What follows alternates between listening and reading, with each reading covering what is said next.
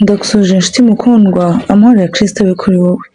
Dukomeje kwiga igitabo ubutumwa ku basore, tugeze ku cyigisho cy'ijana 51, inama no kuyoborwa birakenewe. Muri iyi minsi y'akaga no gusahisha mu bibi, urubyiruko rwugarijwe n'ibigeragezo n'ibishuko byinshi.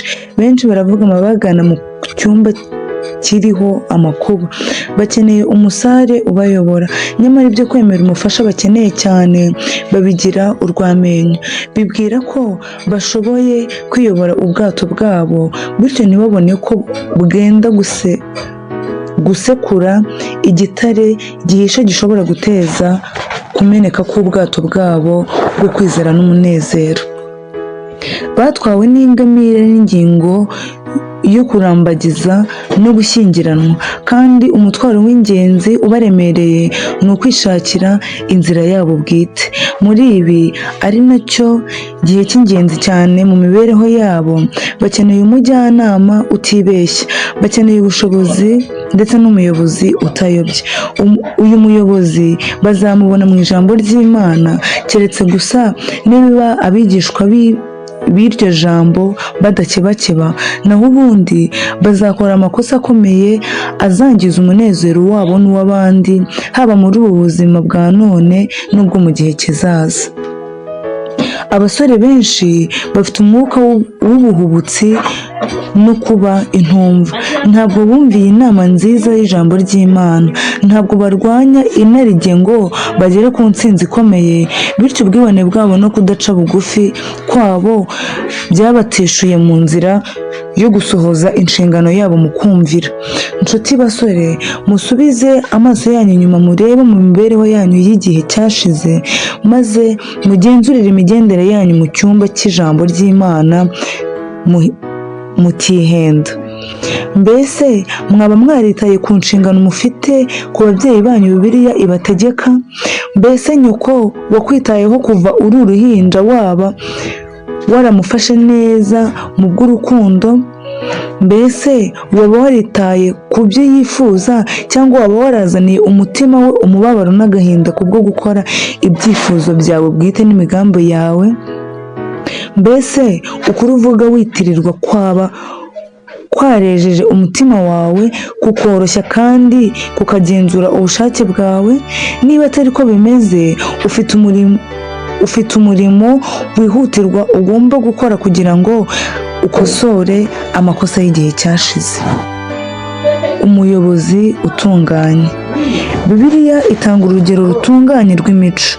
Iki gitabo cyera cyahumetswe n'Imana kandi cyanditswe n'abantu bera. Ni umuyobozi utunganye mu mibereho yose mu buzima. Ishyira ahagaragara inshingano z'abato n'iz'abakuze. Bibiliya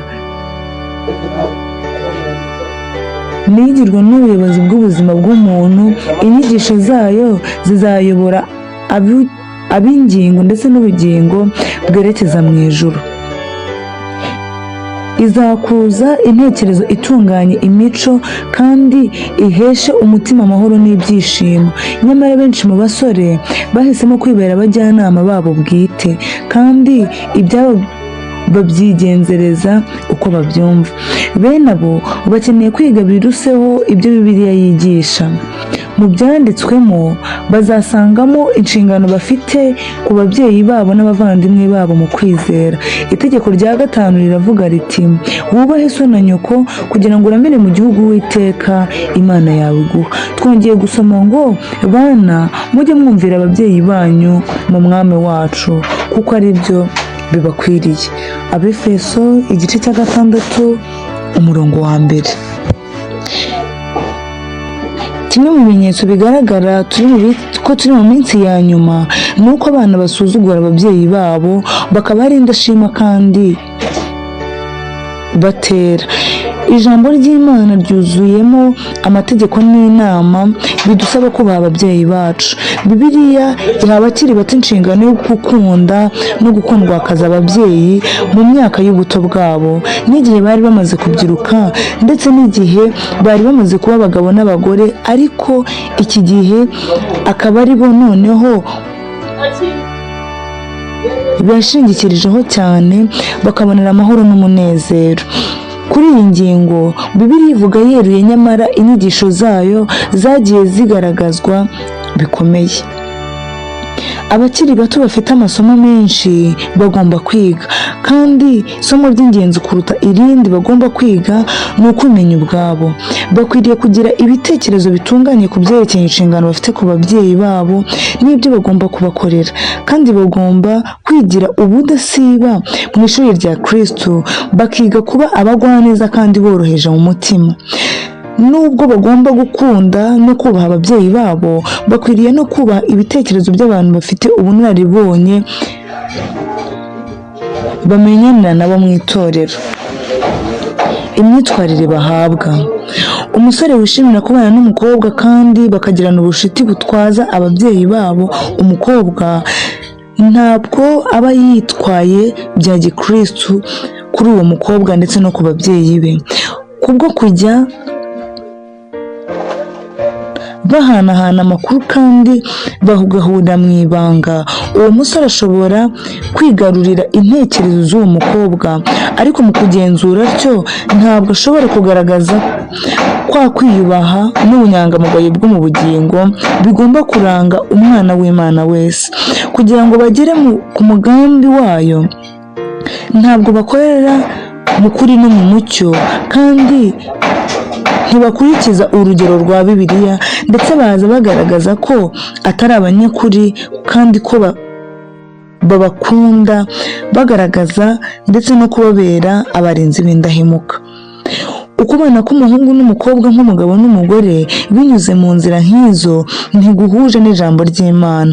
Umuhungu wateshuye umukobwa ku nshingano ye, agashyira urujijo mu mitekerereze no ku byerekeye amategeko y'Imana asobanutse neza kandi atunganye yo kumvira no kubaha ababyeyi be, bene uwo ntabwo ari wa wundi uzaba indahemuka ku nshingano zijyanye no gushyingirana.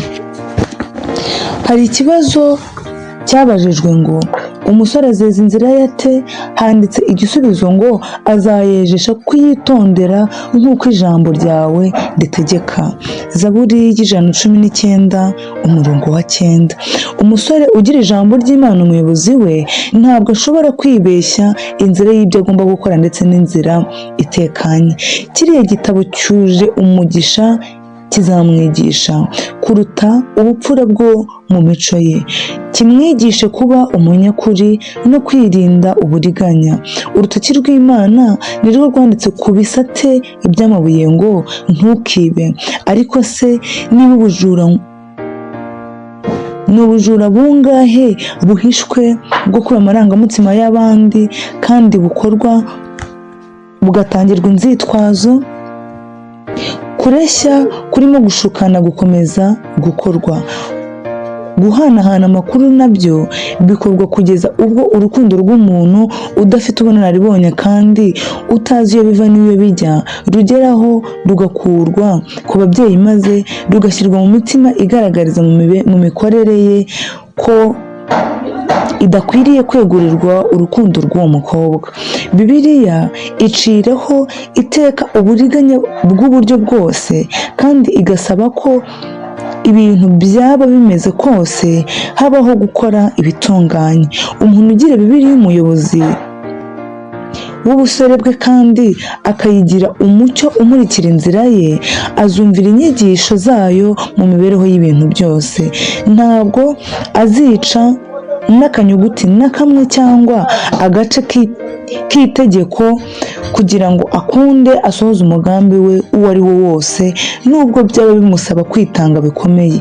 Niba yizera Bibiliya, azi neza ko naramuka atandukiriye akava mu nzira yo gukiranuka nta mugisha w'Imana azagira. Nubwo yagaragara ko ahiriwe n'iby'igihe runaka, byanze bikunze azasarura imbuto z'ibikorwa bye. Umuvumo w'Imana uzagera ku bantu benshi bemera ubucuti bw'imburagihe kandi mu gihe bidakwiriye ubukorwa muri iki gihe isi igezemo.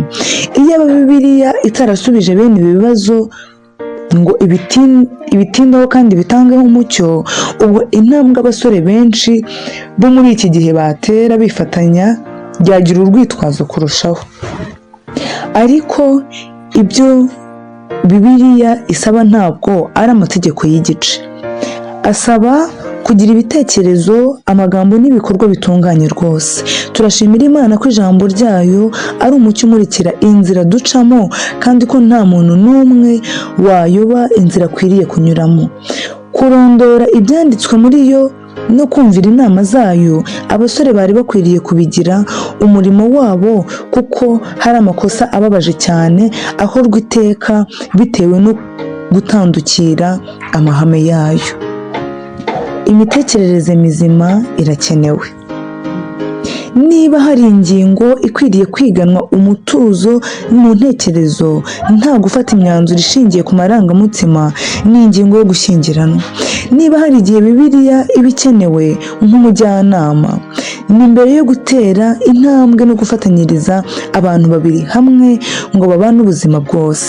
Ariko umwuka uganje muri rusange ni uko usanga amarangamutima ariyo aba umuyobozi ku byerekeye iyi ngingo. Akenshi urukundo rw'agahararo ni rwo ruganza kandi rukajya mu irimbukiro nta kabuza.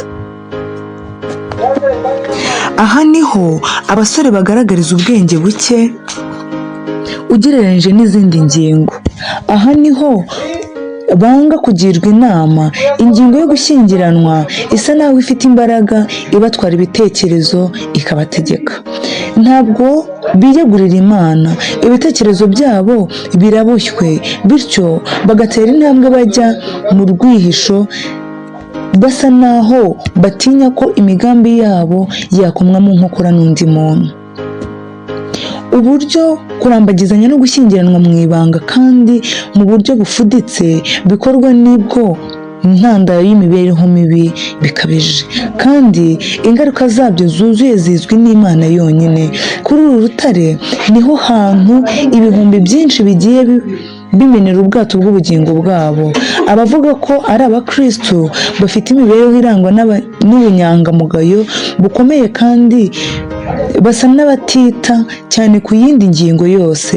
Aha niho bakorera amakosa ateye ubwoba, bagaragaza ubushake butanyeganyezwa, bwa bundi umutimanama udashobora guhindura.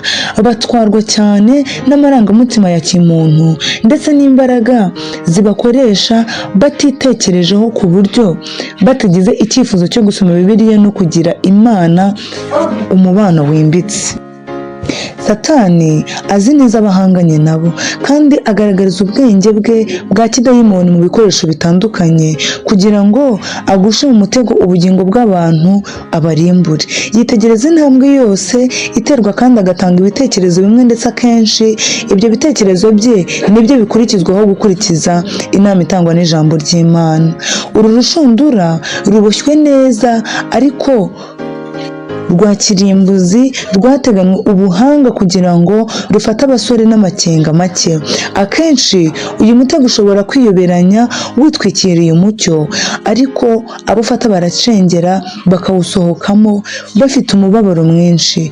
Umusaruro uvamo ni uko tubona ukwinginga kw'inyokomuntu ahantu hose. Ababyeyi bakwiriye kugishwa inama. Urubyiruko rwacu ruzamenya ubwenge ryari? Mbese bizatwara igihe kingana iki uyu murimo ukomeza gukorwa? Mbese abana bazajya bigisha inama ababyeyi babo n'ibyo barangamiye birengagije inama n'imitekerereze by'ababyeyi babo? Bamwe barasa rwose n'abadashaka gutekereza ku byifuzo by'ababyeyi babo cyangwa ibyo bashaka, ndetse ntibashaka kwita ku mitekerereze y'ababyeyi babo bafite n'ubunararibonye. Kwikunda kwakinze umuryango w'urugi rw'umutima rugana ku rukundo bakunda ababyeyi babo. Intekerezo z'abasore zikwiriye gukangurwa mu byerekeye iyi ngingo. Itegeko rya 5 niryo tegeko ryonyine riri mu isezerano, ariko ntirihabwa uburemere bwaryo, ndetse rihinyurwa n'ibyo umusore wakunze undi abasaba. Guha agaciro gake urukundo rwa nyoko wakubyaye no gusuzugura uburyo so akwitaho ni ibyaha bibiri imbere y'amazina y'abasore benshi.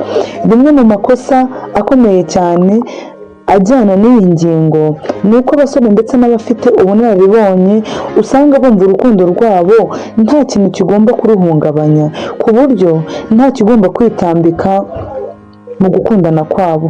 Niba harigeze kubaho ingingo ikeneye gusuzumanwa ubushishozi ku mpande zose, ni iyi ngiyi.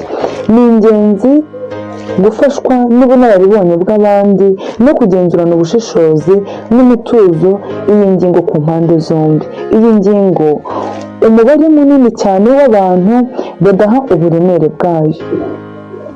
Mugishe inama Imana n'ababyeyi banyu bubaha Imana, kandi mugire inshuti zanyu. Musengere iyi ngingo kenshi, mushyire ku munzani amarangamutima yose, kandi mugenzure iterambere ryose n'imico y'uwo mutekereza kwamatanya ubuzima bwanyu nawe. Intambwe mugiye gutera ni intambwe y'agaciro gakomeye mu buzima bwanyu, bityo ntimukwiriye kuyitera muhubutse. Nubwo mukwiriye gukunda, ntimugakunde buhumyi. Mugenzurane ubushishozi, murebe niba imibereho yanyu yo gushyingiranwa izaba imibereho yejejwe, kandi cyangwa se igenzuranwe ubwitonzi. Mbese uku gufatanywa kuzamfasha gukomeza urugendo nerekeza mu ijuru. Mbese kuzongera urukundo nkunda Imana. Mbese kuzagura urubuga rwanjye rwo kuba ingirakamaro mu bundi buzima. Nutekereza kuri ibi ugasanga nta ngorane zibirimo, utekereze intambwe ujye mbere, ufate kubaha Imana. Nyamara nubwo mwaba mwaramaze gufata umwanzuro mukemeranwa kuzabana, ariko utarasobanukirwa neza n'imico y'uwo ugambiriye komatanywa nawe, ntugatekereze ko ibyo wemeye bituma biba ngombwa ko utanga indahiro maze mugashyingiranwa, kandi ngo wamatanye ubuzima bwawe n'uwo udashobora gukunda no kubaha. Ujye witondera kugira amasezerano afite ikigombero, ahubwo ibyaba byiza ndetse kurutaho ni uko wakwica ayo masezerano mbere yo gushyingiranwa, kuruta uko mwatandukana nyuma y'uko benshi babigenza. Uko afatanyije n'ikimenyetso. Urubyiruko nyakuri ni nk'igihingwa gikwiriye kwitabwaho. Mbere y'uko yemera kwegurira undi urukundo rwe, ni mutyo umukobwa wifuza gushyingiranwa kuzamuhesha amahoro n'ibyishimo, ndetse akaba ashaka guca amakuba n'imibabaro mu byo arimo ndetse no mu gihe kizaza. Yibaza ati, mbese umukunzi wanjye yaba afite nyina? Mbese imico ye yaba imeze ite? Mbese uwo muhungu yaba azirikana inshingano afite kuri nyina umubyara? Mbese yaba yita ku byo yifuza n'ibyamunezeza? Niba tubaha nyina kandi ntamwumvire, mbese azubaha umugore umukunda, azamugirira neza ndetse azamwitaho? Mbese urukumbuzi n'agahararo no gushyingiranwa nibishira, aho azakomeza kugukunda? Mbese azihanganira amakosa yanjye, cyangwa azajya ampinyura gusa, anyishongoreho kandi antwaze igitugu? Urukundo nyakuri ruzirengagiza amakosa menshi, kandi urukundo ntiruyitaho. Imbaraga igusunikira gukora udatekereje siyo kwishingikirizaho. Abasore hafi ya bose biringira cyane imbaraga ibasunikira kugira icyo bakora badatekereje. Ntabwo bari bakwiriye kwitanga, cyangwa ngo bashyirweho byoroheje cyane, cyangwa ngo batwarwe mu buryo bworoshye cyane n'ibishusho n'inyuma y'umukunzi wabo. Kurambagizanya nk'uko gukurwa muri iki gihe usanga ari umugambi w'uburiganya n'uburyarya bw'umwanzi w'ubugingo, ugomba gukoresha cyane kurusha uko Uwiteka awukoresha. Niba hari aho gukoresha amarangamutima neza biba bikenewe, ntaharuta ahangaha. Ariko ukuri ni ko amarangamutima akoreshwa gake cyane muri iki kibazo. Iyo aba bana bamenyanaga n'ababyeyi babo, iyo aba ariyo babitsaga amabanga yabo, kandi akaba ari bo baruta ibibashimisha n'ibibanezeza, bakwirinda ibyari kuzabatesha umutwe byinshi mu gihe kizaza. Mu gihe bahagaritswe umutima no kumenya icyiza bakora, ni mutyo icyo kibazo bagishyira imbere y'ababyeyi babo nk'aho ndetse nk'uko bakibona, maze babagisha inama.